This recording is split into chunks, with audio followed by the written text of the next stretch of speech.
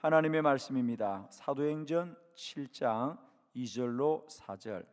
하나님이 옮기셨느니라. 한 절씩 교독합니다. 2절.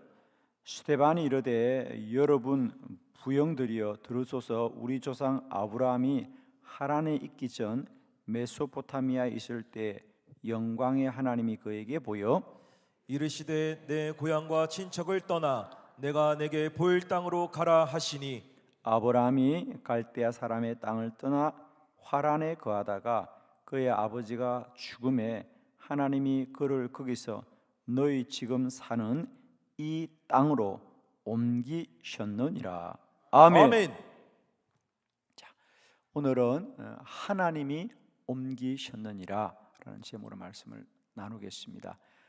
오늘 우리가 함께 본 사도행전 7장 이 본문은 스데반의 설교 중에 한 말씀입니다. 믿음의 조상 아브라함에 대하여 말씀하시면서 우리가 하나님의 백성으로 산다는 것이 뭐냐? 아브라함도 처음부터 그가 하나님의 말씀을 따라 순종한 것이 아니고 하나님이 그를 가나안 땅으로 옮기셨느니라 그럽니다. 우리는 아브라함이 믿음의 조상이라고 말하면 아브라함은 믿음이 훌륭한 분인가 라고 생각하는데, 아브라함이 믿음의 조상이라고 일컬는 것은 아브라함이 믿음이 훌륭한 사람의 뜻이 아니라 하나님이 택하신 당신의 백성들을 어떻게 구원에 이르게 하는가를 가장 먼저 보여준 사람이 아브라함이라는 뜻입니다. 그리고 믿음이라고 하는 것은 우리가 믿어서 구원을 받는 것이 아니라 언제나 성경에서의 믿음이라는 것은 은혜라는 얘기입니다. 율법으로 말미암지 않고, 그러니까 우리가 행하여서 구원을 받은 것이 아니라 율법으로 말미암지 않고 우리가 행하여서 구원을 받은 것이 아니라 오직 하나님의 은혜로 구원을 받았다라는 것이 오직 믿음으로 구원을 받았다는 뜻이에요. 그러니까 믿었다는 얘기는 행하지 않았다 그 말이에요. 우리가 행함으로 말미암지 않고 율법으로 말미암지 않고 오직 믿음으로 구원을 받았다는 이 믿음은 하나님의 은혜이다. 그러니까 우리가 행한 것이 아니라는 거예요. 아브라함이 우리의 믿음의 조상인 것은 우리가 행함과 율법으로 구원받은 것이 아니라 오직 하나님의 은혜로 구원을 받은 사람의 모형이 아브라함이다 그 말입니다. 그래서 우리가 흔히 아브라함은 하나님이 부르기만 하면 그때마다 순종했던 훌륭한 사람인가 보다, 그런데 반대로 그러면 나는 왜 훌륭하지 못한가 라는 이런 자책이 드는데, 그렇게 하지 말아라는 거예요. 아브라함도 단번에 완전히 순종한 사람이 아니라는 거예요. 하나님이 옮겨 놓은 거예요. 아브라함이 순종하여 온 게 아니에요. 지금 이제 메소포타미아에 있던 아브라함이 가나안으로 왔단 말이에요. 이 가나안으로 온 사건은 아브라함이 스스로 완전하여 온 게 아니고 그는 오다가 멈추고 오다가 멈추는 그를 하나님이 옮겨 놓으신 거라는 거예요. 사랑하는 성도 여러분, 우리의 구원도 하나님이 옮겨 놓으신 거예요.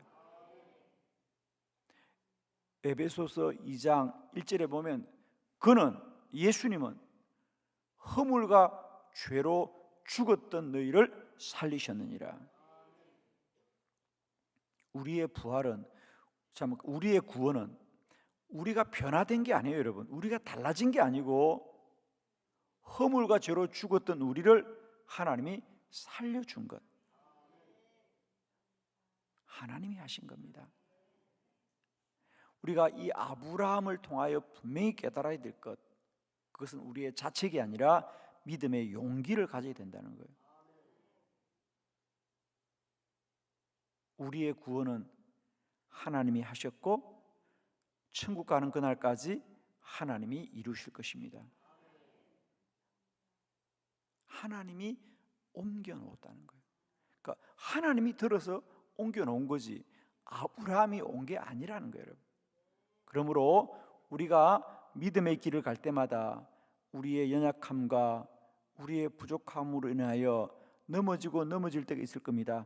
그럴 때마다 꼭 기억하십시오. 하나님은 우리의 구원을 옮겨 놓는 것입니다.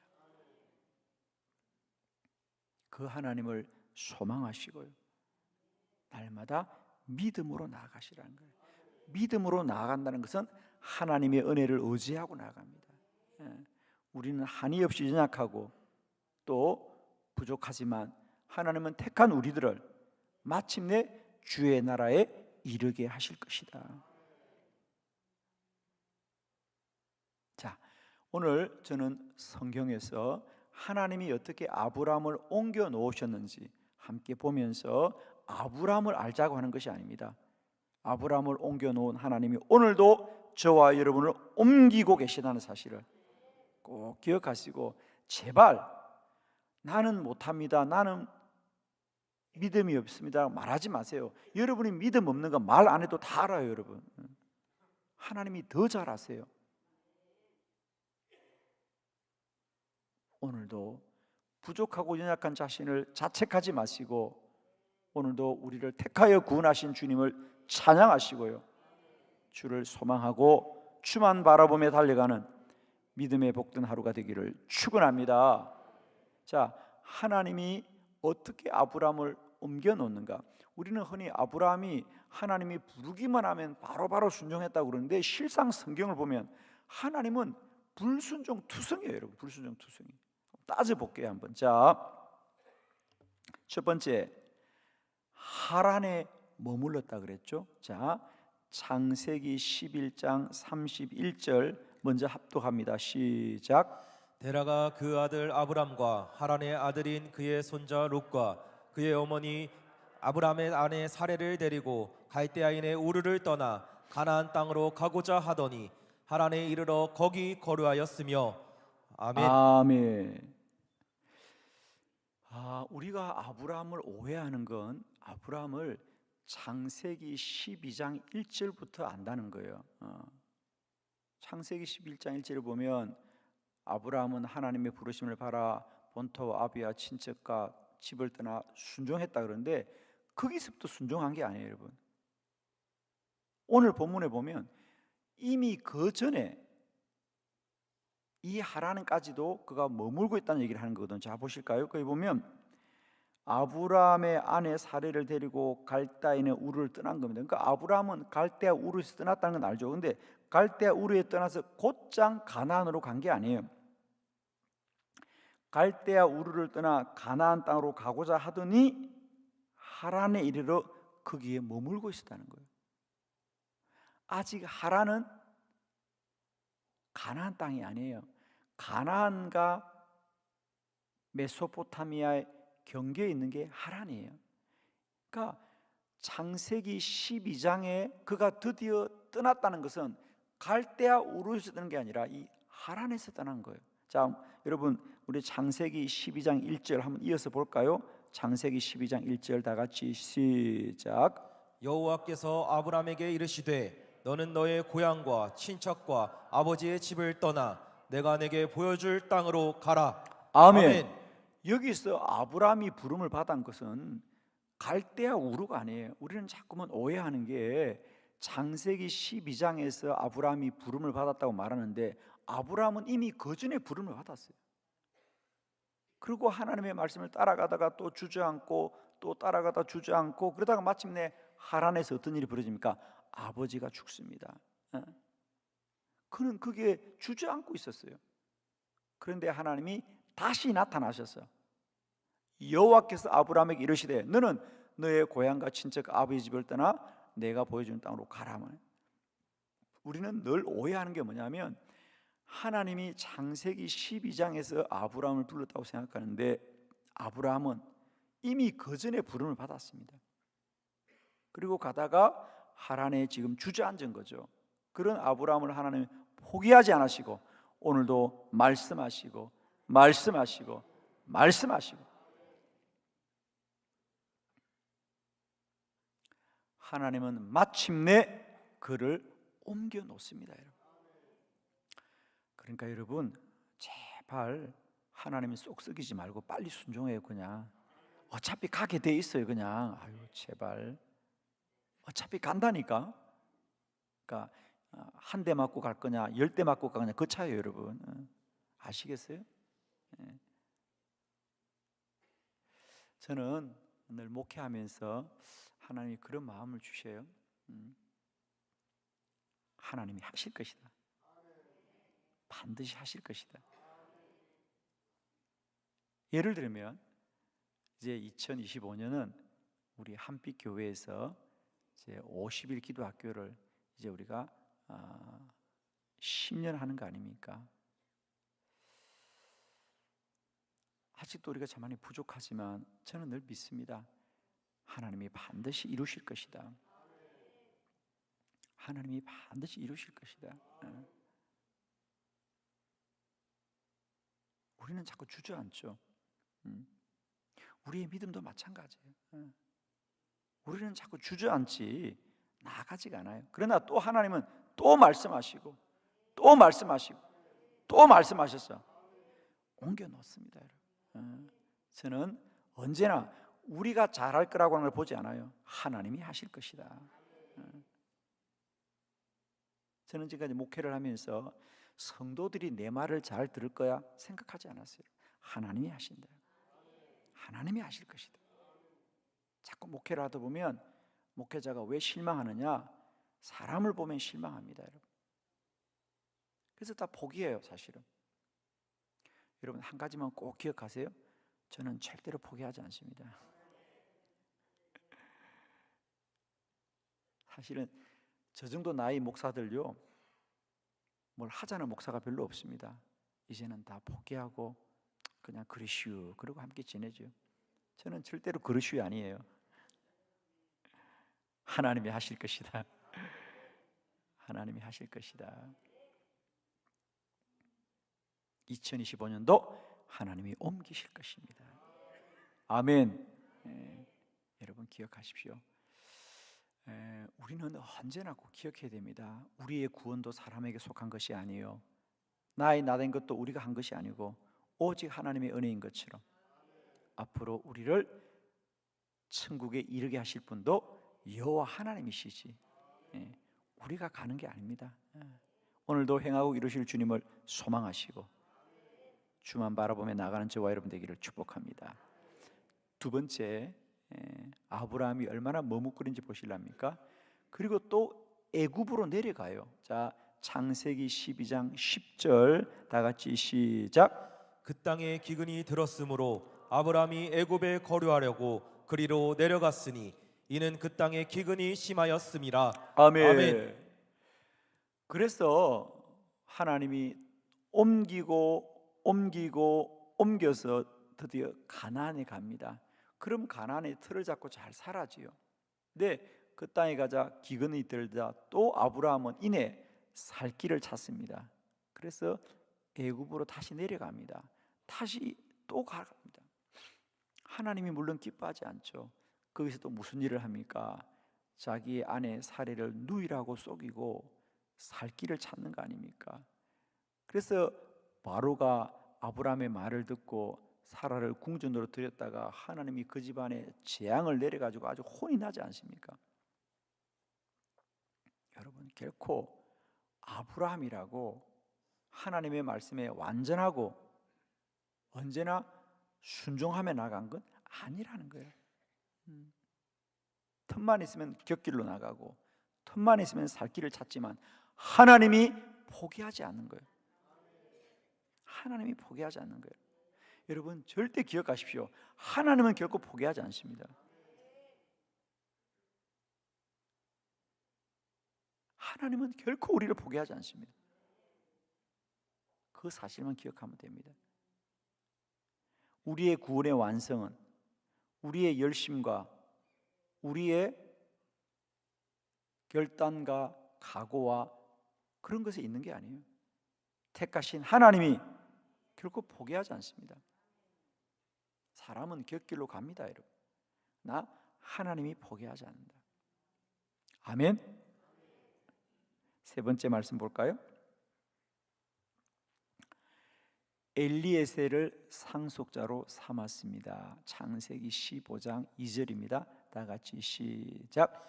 아브라함이 이르되 주 여호와여 무엇을 내게 주시려 하나이까? 나는 자식이 없사오니 나의 상속자는 이 다메섹 사람 엘리에셀이니이다. 아멘. 하나님은 분명 이제 아브라함에게 약속을 하셨죠. 내가 너도 복되게 하지만 너의 자손이 저 하늘의 별처럼 저 바닷가의 모래알처럼 많게 할 거다라고 약속을 했습니다. 그게 아브라함의 나이 75세 이야기입니다. 그죠? 그런데 1년이 지나고 2년이 지나고 10년이 지나도 아이가 생기지 않습니다. 그래서 아브라함이 하나님께 하나님 아무리 생각해도 우리에게는 아이가 생기지 않는 것 같습니다. 그런데 이 내 많은 것들을 누구에게 물려주겠습니까? 그래서 하나님 저희 집에 참 내가 신뢰하는 종이 있습니다. 엘리에셀이죠. 내가 자식이 없사오니 나의 상속자는 이 엘리에셀로 삼으면 어떻겠습니까? 이러는 거예요. 여러분, 아브라함은 믿음이 있어서 이삭이 태어난 게 아니에요, 여러분. 아브라함은 진작에 포기했다니까요.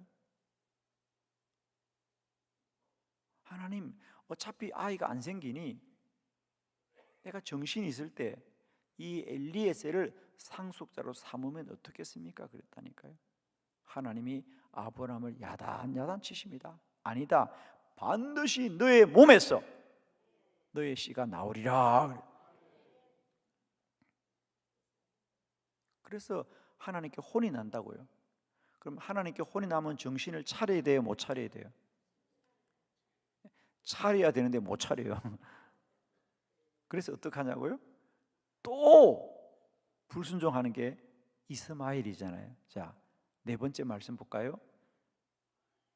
이스마엘을 또 갖게 됩니다. 자, 창세기 16장 15절 보실래요? 다 같이 시작. 하갈이 아브람의 아들을 낳음에 아브람이 하갈이 낳은 그 아들을 이름하여 이스마엘이라 하였더라. 아멘. 그러니까 창세기 15장에서 엘리에셀을 이야기했다 혼이 납니다. 근데 창세기 16장 한 장도 못 지나가서 또 발동합니다. 조급해가지고 야, 이대로 내가 이 많은 재산을 어떡하냐. 그래서 자기 집에 몸종이 있잖아요. 그 중에 하갈이라는 여인을 택하여서 씨바지를 하는 거죠. 그래가지고 아이가 태어납니다. 이스마엘이. 또 하나님께 혼이 나죠, 여러분. 또 하나님께 혼이 납니다. 여러분, 아브라함의 이야기를 읽으면 누구 얘기 듣는 것 같다? 빨리 말해요. 내 얘기 듣는 것 같다.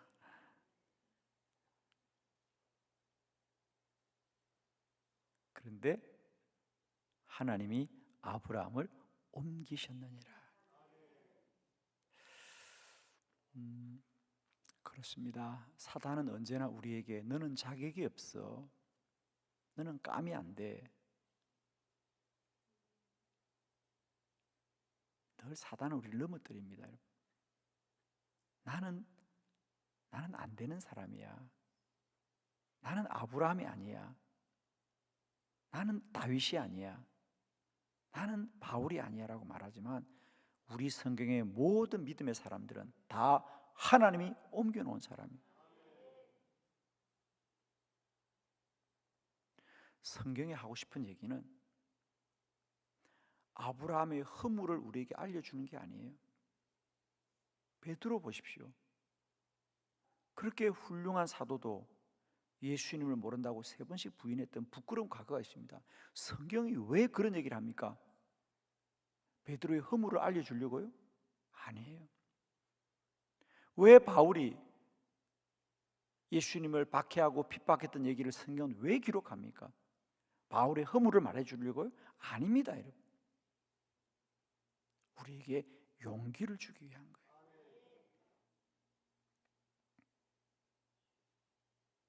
이미 성경은 저와 여러분을 알고 있다니까요. 성경이 하고 싶은 얘기는 우리에게 처음부터 용기를 주려고 하는 거예요. 하나님의 사람들은 다 특별한 사람이 아니고 우리와 같은 사람인데 하나님이 다 옮겨놓은 사람입니다. 그러므로 우리도 하나님이 옮기고 계신다는 것을 꼭 기억해라고 하는 말씀이 성경이 하고 싶은 이야기예요. 우리는 신앙생활 하면서 지금까지 우리는 믿음의 사람들의 이야기를 보면서 우리가 한 건 자책밖에 없어요. 왜 나는 이렇게 부족한가? 왜 나는 이렇게 허약한가? 나는 이렇게 믿음이 약한가? 늘 자책하고 그것으로 우리가 또 반복해 왔습니다. 여러분, 이제 우리는 자책을 해야 될 것이 아니라 하나님의 은혜를 더욱 의지해야 됩니다. 여러분, 하나님이 반드시 이루실 겁니다. 우리가 변화되어야 되는 것이 아니고 하나님이 옮기고 있습니다. 여러분,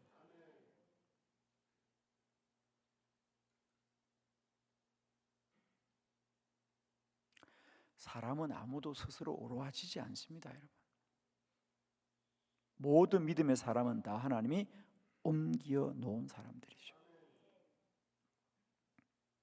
2025년 이 한 해도 우리가 잘 살아야 되는 것이 아니라 하나님이 옮겨 놓으신 한 해가 될 줄 믿습니다. 오늘도 주를 바라보시고 주를 소망하시고 주를 찬양하면서 달려가는 믿음의 복된 한 날이 되기를 축원합니다. 기도드리겠습니다.